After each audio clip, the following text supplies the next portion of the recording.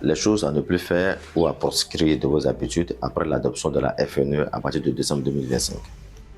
Alors, premier élément, c'est d'éviter d'éditer des factures à l'ancienne, des factures physiques. Donc, à partir de la date de mise en exécution. D'ailleurs, cette dernière a fait l'objet de plusieurs prorogations, n'est-ce pas? Et la dernière date prévue, ça sera pour décembre 2025. Les anciennes factures éditées sous Word, Excel, sous forme imprimée ne seront plus valables fiscalement. Donc, le risque derrière, c'est que ces factures peuvent faire l'objet de rejet.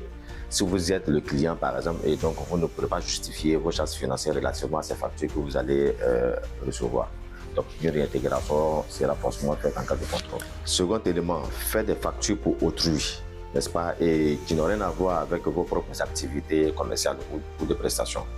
Donc, en tenant à rendre service à un ami ou à un proche, on risque, n'est-ce pas, un retour de bâton qui peut impacter négativement votre trésorerie et mettre en difficulté financière ou administrative votre entreprise. Donc, faites beaucoup attention. La conséquence, c'est que vous risquez, au vu, n'est-ce pas, du volume du chiffre d'affaires virtuel via ces factures qui, en réalité, n'émanent pas de votre activité réelle, de voir votre entreprise basculer à un régime supérieur avec donc plus d'impôts à payer à l'avenir. Troisième élément, tenter de modifier ou de falsifier une facture après émission. Les factures, ce qu'il faut savoir, c'est que ces factures-là sont redatées et codifiées, n'est-ce pas, et toute tentative de modification est forcément détectable et pourrait faire l'objet, n'est-ce pas, d'une sanction en cas de contrôle. Donc la régularisation, par contre, peut se faire avec soit des factures complémentaires ou des factures d'avoir. Alors, quatrième et dernier élément, c'est de délivrer une facture hors du système légal, hors du système agréé. Donc, si vous générez une facture via un logiciel interne, mais qui n'est pas connecté à l'API DGI, ce ne serait pas intéressant. Voilà, ce qu'il faut savoir, c'est que même si vous utilisez votre propre logiciel comptable et que vous souhaitez continuer avec ce dernier-là, il va falloir faire l'interfaçage qui va se charger de pouvoir transférer vos informations de votre logiciel comptable vers votre base de données FNE. Ce qu'il faut retenir autour de tout ça, c'est que la FNE ne gère pas vos paiements, en tout cas pas pour l'instant.